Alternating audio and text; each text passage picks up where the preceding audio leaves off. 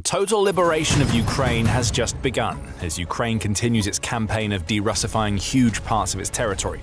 An all-out offensive is underway that has resulted in almost the complete liberation of the Dnipropetrovsk Oblast. Putin's plans are ruined. His dream of creating a buffer zone is in tatters. Ukraine has started something massive, and Putin simply sits there paralyzed as he watches his plans crumble around him. Here's the headline.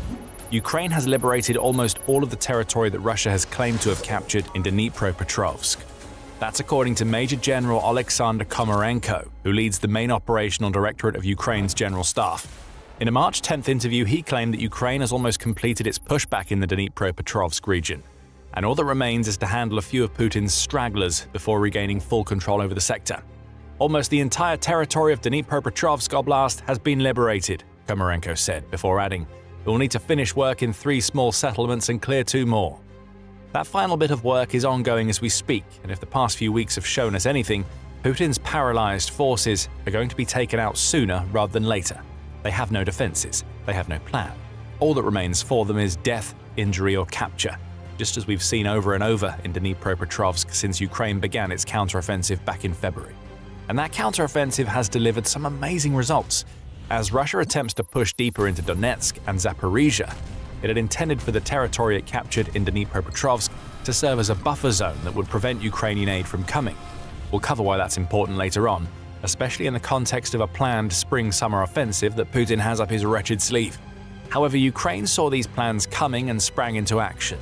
Since February, Euromaidan press reports, Ukraine has conducted a huge number of offensive operations in the Oleksandrivsk axis, which is something of a junction point between Dnipropetrovsk and Zaporizhia. A Russian push into this axis toward the end of 2025 had signaled Russia's intent to use this junction as a buffer. Ukraine has reversed everything. And according to Komarenko, Ukraine has retaken more than 400 square kilometers, or at least 154 square miles during this operation, and is pushing to take more.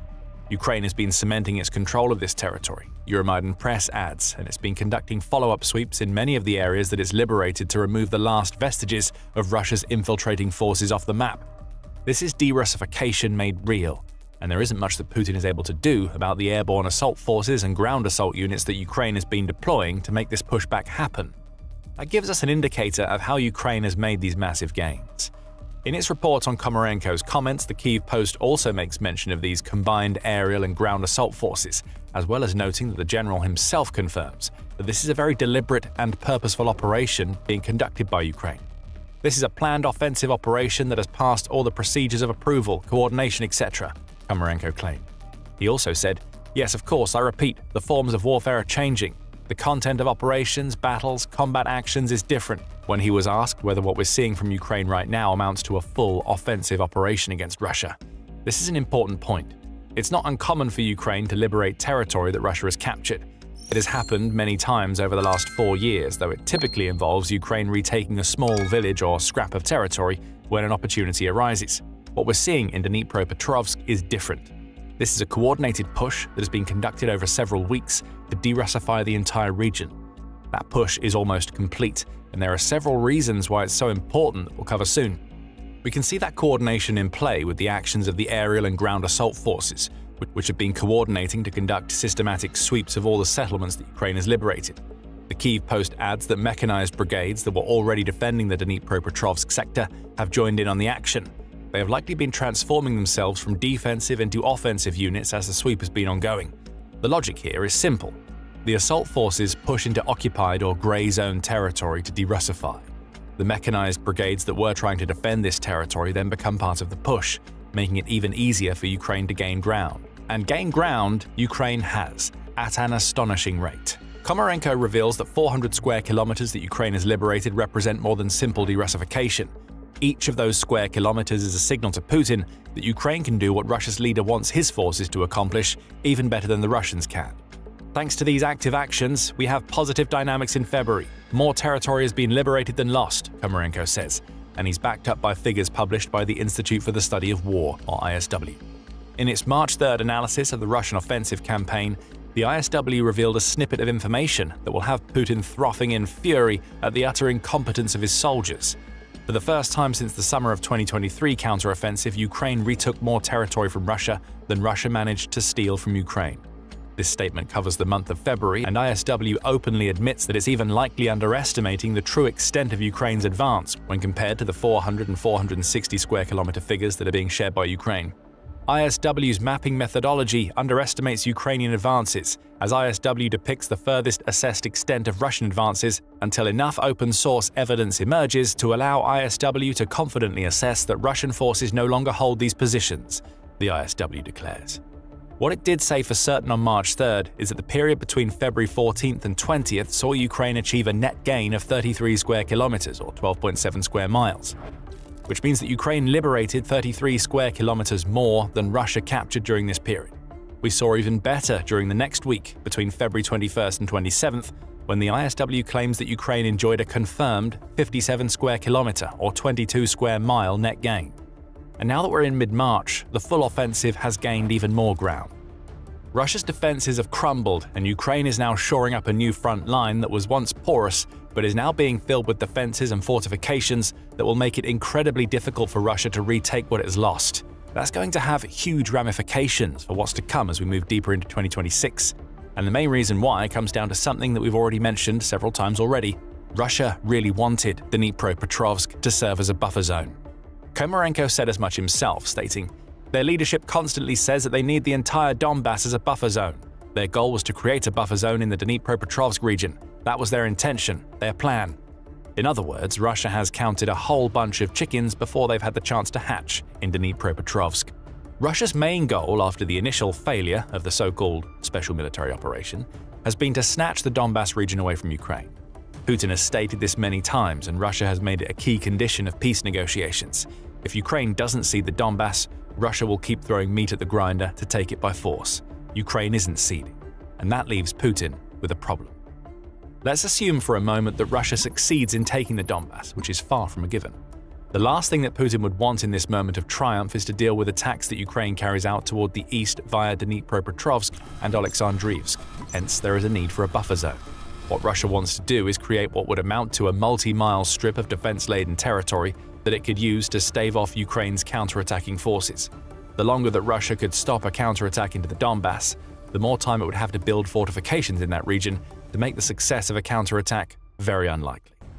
What this all amounts to is that Russia wants to expand its control over the front lines in eastern and southern Ukraine. Over the last month, Ukraine's campaign of de-Russification has made that impossible because it has eliminated the buffer that Putin so desperately wanted to create. Nearly every scrap of territory that Putin intended to use in that buffer is now back in Ukraine's hands, and Ukraine is pushing to reclaim even more as its offensive pushes deeper. That's going to have a huge impact on what happens in the Donbas region in 2026, never mind in a hypothetical future where Russia controls the Donbas, and we're going to explain why in just a moment. But before we get into that, if this is the kind of insight that you want more of, make sure you are subscribed to The Military Show. We break it down like this every single week. Now, why are Ukraine's massive gains in Dnipropetrovsk bad for Russia beyond the fact that they've stopped Putin from creating a buffer zone that he intended to use in a future that is far from certain? One of the answers to that question is that a full offensive showcases that Ukraine has all the initiative on the battlefield right now. We see that in the fact that Ukraine is making stronger gains than Russia right now, which paints a picture of Russia's defenses crumbling as Ukraine's fortifications hold up. Emil Kastahelmi, who is a military analyst with Finland's Blackbird Group, backs that up with statements made to the Kyiv Independent. Over the last few weeks, Ukraine has been counterattacking, especially in the Dnipropetrovsk region. Generally, it's clear that the initiative in this sector of the front has shifted to Ukraine, Kastahelmi proclaims. The Atlantic Council agrees with this assessment, stating in a March 3rd edition of Dispatches that Ukraine has managed to weather the winter storm that Russia unleashed against its energy grid to come out on the other side with all of the momentum. In addition to liberating parts of its own territory, Ukraine is inflicting massive casualties on Russia, receiving billions of dollars in aid and loans, and has deployed new long-range weapons against Russian and occupied territory. Ukraine is far from the spent force that Putin has been trying to claim it to be toward the end of 2025, and the counteroffensive is the latest proof of that fact. Ukraine is also looking to build on this momentum, as proven by the country's defense minister Mikhailo Fedorov, setting a target of 50,000 Russian casualties per month to be reached by the end of 2026. These are not the actions of a nation that is breathing its dying breath on the battlefield. So we could see Ukraine's all-out offensive as a signal to Putin and anybody who believes the constant lies that come out of the Russian president's mouth. Beaten nations don't take more territory from the countries that are supposed to be beating them. Yet that's what we've seen in Dnipropetrovsk and the surrounding regions over the last couple of months. And now that weapons like the Flamingo drone missile hybrid are flying and Ukraine is strengthening and expanding its kill zones, 2026 looks set to be a year where Russia loses more than it ever has for whatever gains it manages to make in Ukraine. What we're also seeing is that Ukraine's counteroffensive is forcing Russia to divert resources away from its main goals in the Donetsk region. We'll come back to that specific point toward the end of the video, but when talking about Donetsk, we also have to talk about what Russia is reported to have planned for the spring and summer of 2026. An offensive is coming. Russia has been preparing for its latest push since the end of 2025 through sustained artillery and drone strikes across the front lines, along with its long-range attacks against Ukraine's logistical and energy infrastructure. The goal here was to force Ukraine into deploying reinforcements before it was ready, which just so happens to be what Ukraine has forced Russia to do with its counteroffensive. The New Voice of Ukraine carries comments from military analyst Oleksandr Komarenko, who states that Russia's plan for the spring and summer of 2026 appears to be to conduct a push into the southern region of the Donbas. That would mean its forces move along the border between Donetsk and Zaporizhia, right in the region of the Oleksandrivsk junction that we mentioned earlier. Alongside this push, Russia also wants to move toward the fortress belt cities in Donetsk, chiefly Slovyansk and Kramatorsk, so it can begin its efforts to topple the last line of Ukraine's defenses in Donetsk. But even before Ukraine's counteroffensive, it didn't seem likely that Russia would be able to make anywhere near the gains that it anticipates from its mid-2026 actions. It's unclear whether they will even be able to conduct a full-scale offensive campaign during the spring-summer period in this sector, Komarenko says. This intended spring and summer push also brings us back to the buffer zone region we've already discussed. We looked at the buffer zone in the context of Russia having taken the Donbas, meaning it will be trying to protect what it holds. But Russia could be around 2 years from even reaching that point, and it's going to need a buffer as it tries to push deeper into Donetsk and Zaporizhia too. Politico reports that Putin's perfect situation would have been to have the buffer zone established before the spring of 2026, as that means the zone would have supported the offensive operations that Russia has planned in Donetsk and Zaporizhia. Ukraine's reinforcements would have been bogged down in the buffer if everything had gone to plan for Russia. In turn, this would have left the forces that Ukraine has in the regions that Russia wants to take isolated from support. It would be a smart strategy if Russia were able to execute it, but as we've seen so many times in Ukraine, Russia's grand ideas and the reality of what its troops can achieve on the battlefield are two very different things. Russia will still try to push in Donetsk, of course, has to. At this point, taking that oblast and thus completing the capture of the Donbas region has become the only goal that Putin can even semi-realistically aim for. Other Russian plans, which were revealed at the beginning of March and involved deeper advances into Zaporizhia and, hilariously, given what we now know, Dnipropetrovsk, seem like pure fantasy conjured up by Putin. However, the push toward the Donetsk fortress belt has to be made in a situation where Ukraine can reinforce its defenses in the oblast. Stopping Ukraine from doing that was the entire point of the Dnipropetrovsk buffer zone. With that gone, Ukraine is solidifying lines that Russia thought it had well under control. Putin's forces have been pushed back or, in many cases, eliminated entirely. So if Putin wants to have any hope of actually creating the buffer that serves such a massive supporting role in his plans for the Donbas, he is going to have to commit time and soldiers to recapturing what Russia already thought that it held. And that brings us to another reason why Ukraine's final all-out offensive in Dnipropetrovsk is so important. It wreaks havoc with whatever plans Russia has for its manpower. We mentioned earlier that one of Russia's goals for its buffer zone was to force Ukraine to divert more of its resources to Dnipropetrovsk, forcing the creation of opportunities in the Donbas and perhaps elsewhere in Ukraine. Instead, what Ukraine has done is use small aerial and ground assault units, along with mechanized units and swarms of drones, to conduct a systematic search and destroy operation in Dnipropetrovsk that has wrested back control of territory that we now know is only loosely held by small gaggles of Russian infiltration units. With that job practically done, Ukraine has turned the tables. It's not Ukraine that has to divert resources, it's Russia. Komarenko explains what this means for Russia when discussing Ukraine's gains in Dnipropetrovsk and the Oleksandrivsk axis.